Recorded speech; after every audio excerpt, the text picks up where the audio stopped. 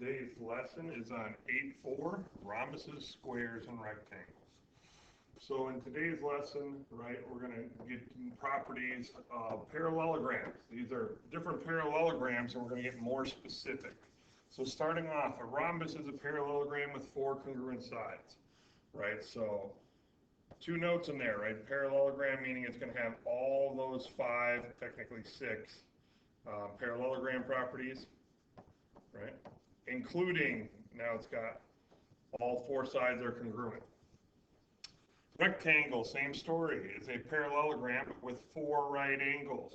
Now notice, it is a parallelogram, so opposite sides are congruent. Not, it's a rectangle, therefore opposite sides are congruent. And lastly, a square is basically a rhombus rectangle, right? So it's going to have the most properties because it's got everything, right?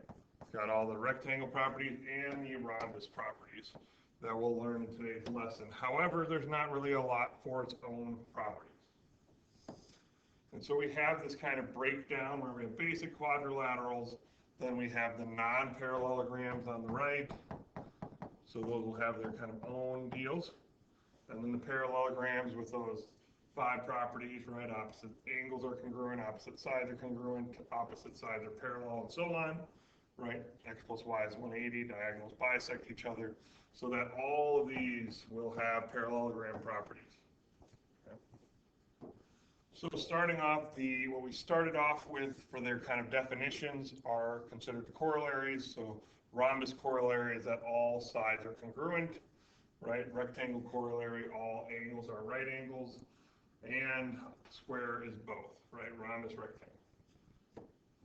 So for any rectangle, EFGH, is it always true that FG is equal to GH? Explain your reasoning. So every time you get something like this, just draw the situation, label it, right? How do I know if EF is the length or FG is the length? It honestly doesn't matter. Just draw the situation and then see what statement they're saying. So now they're saying, are these equal? So they're saying, is it always true that these 2 are congruent?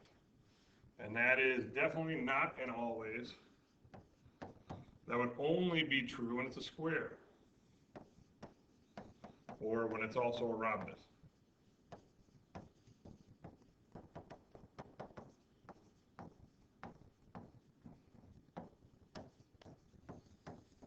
Okay. So, nope, only true when it is also a square or rhombus as well. Starting off here, we're getting some diagonal properties, right? So a parallelogram is a rhombus if and only if diagonals are perpendicular, right? So we got diagonals are perpendicular and form right angles. Okay.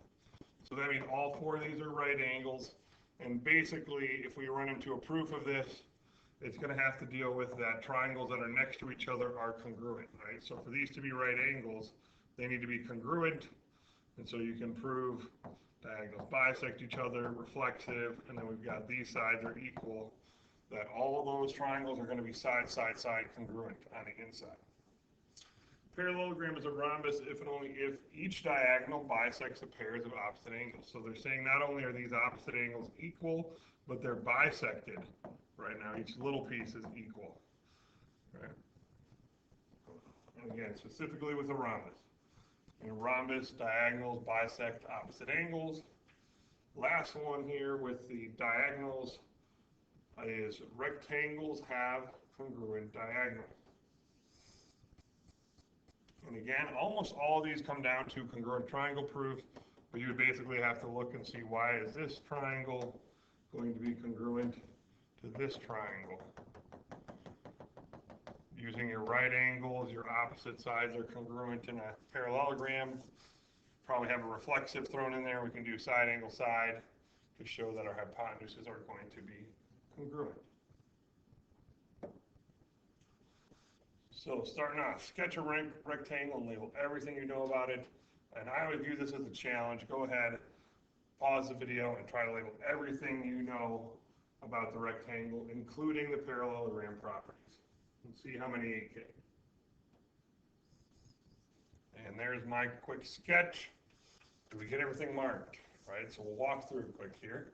So, starting with the rectangle basics, we have right angles are all angles. So we've got all the angles are marked as right angles, right? That will be overtaking opposite angles are congruent, because all angles are going to be congruent.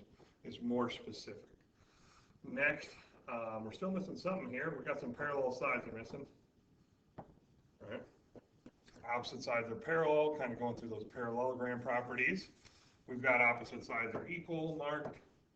There's not an easy way to mark x plus y as 180, but the two 90-degree angles cover that, right? These angles here and here, D and G, are going to add to 180. D and E are going to naturally add to 180, being 90 plus 90. Continuing, we got diagonals bisect each other, so I gave them the same marks and are congruent. So that's kind of the main way we can label it, right? By labeling each bisected part as equal, and that makes DF and GE congruent because they're both two congruent marks, right? Two sets of one congruent mark. Next up is the rhombus, okay? So go ahead and try the same thing with the rhombus here and see how many you get. So you want to pause the video and then unpause when you got it. And then let's see how you did, and let's see how I did. I didn't label QRST, so let me just throw that in there. And we'll walk through. So parallelogram properties first. We've got opposite sides are parallels marked this time. We've got opposite angles are congruent. Well, that's going to be overlapped with opposite angles are bisected by the diagonals. So we have that labeled as such. Opposite sides are congruent. Actually, that's overlapped by all sides are congruent in a rhombus. Diagonals bisect each other, right? So there we go. We've got the diagonals bisecting each other. Not congruent this time, you'll notice, right? Each diagonal is cutting the other one into two equal pieces, but all four pieces aren't equal. And then diagonals are perpendicular. So it looks like we have all the properties, and again, there's not really a great way to say x plus y is 180. So there's our decked out rhombus.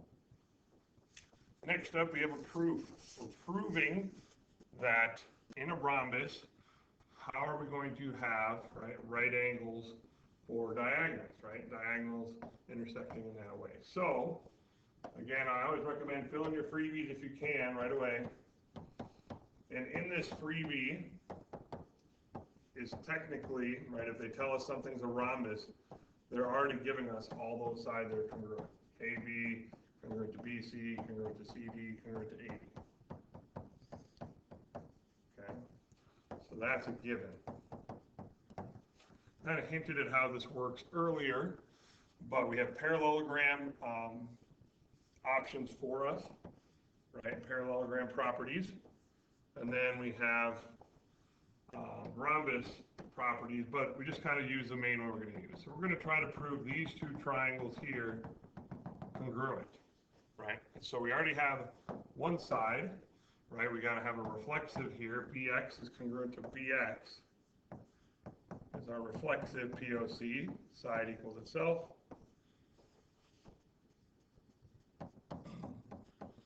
And now we got two of the three sides. The third one is kind of diagonals bisect each other, right? So we're going to have AX congruent to XC. And this is where it technically could get to being 7 steps if we said diagonals bisect each other in a parallelogram, and therefore that means AX congruent to XC. But we're just going to jump to definition of bisect. And we can make that extra note of diagonals bisect each other. E/O is an abbreviation for each other. And so now we've got side triangles congruent, and we mark it up in our diagram. And so BXA and BXC are congruent.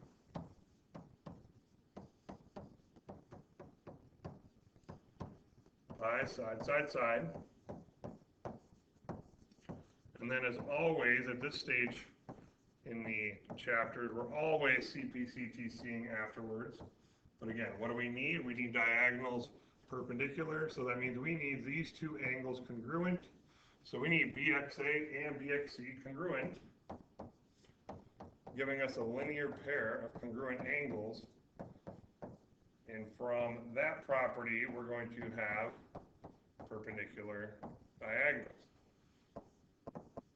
So it's a little bit of a sentence, but if we have a linear pair of congruent angles, then lines are perpendicular.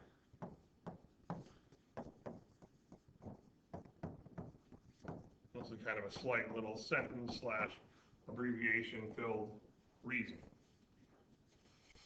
And if you got any questions, feel free to shoot a message to me, or again, this will be posted full notes online. Continuing on from there, similar.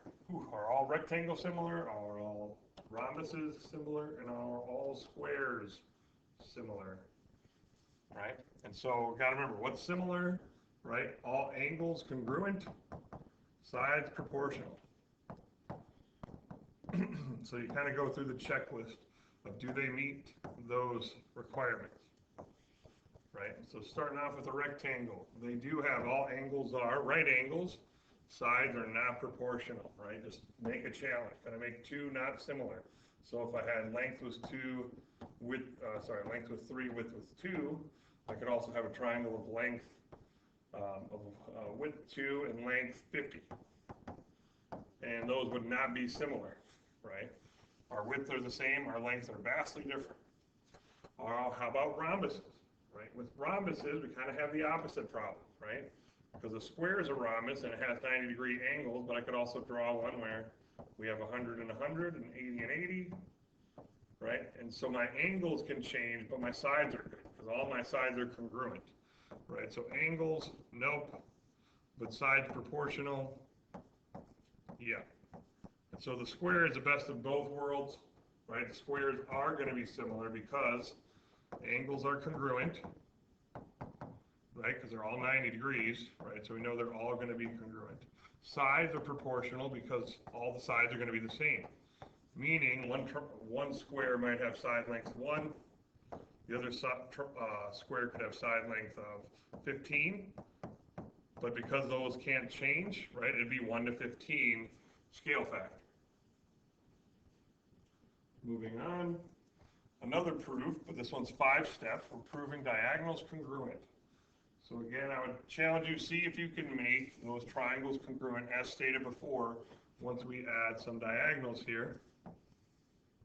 Right, see if you can make the triangles congruent, and let's see how far you get. So pause the video, try to get as many steps as you can to prove hypotenuse is congruent to hypotenuse. And adding just a note that this is going to be 6 steps, not 5. So almost wrapping it up. And okay, let's see how you did. So we have clearly the given DFGH is a rectangle, right? Is a given, which means we have a bunch of right angles, but we aren't necessarily given those right angles are congruent, even though we do know rectangles have all right angles are congruent, right? DH congruent to DH, starting off with a reflexive, right? Because again, we're proving these triangles congruent. And technically, you can go the other way and prove the top triangles congruent, but I generally do the bottom ones, right?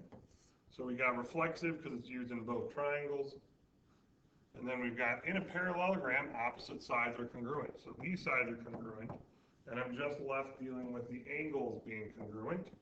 And so angles are congruent because all right angles are congruent, leaving me side angle side, right? FDH congruent to GHD. And then DG is congruent to FH by CPCTC. And again, if you need extra time, feel free to pause at this point and make sure you have it written down correctly. Moving on, coordinate proof. How can we prove, given a rectangle, that diagonals are congruent? Let's make it a nice amount. Let's make it a 4 by 3, hence 3, 4, 5 right triangles. So DFGH, if I have right diagonals here, how can I prove those are congruent? Right? We know we've got the right angles from the grids we're using, but we've got a 3 by 4 looking for hypotenuse right triangle. Right? So that means square root of 3 squared plus 4 squared equals HF. It's HF squared, but we already square rooted here to cancel that to give us 5. And the same exact thing is going to be true if we go the other way, right? We're also going to have a 4 by 3 right triangle. And that's the exact same work. Or DG, right? And so just, figure out a length and width, and you'll find that's going to be equal every time using the distance formula. And that wraps up today's lesson. As always, feel free to send a message if you've got questions.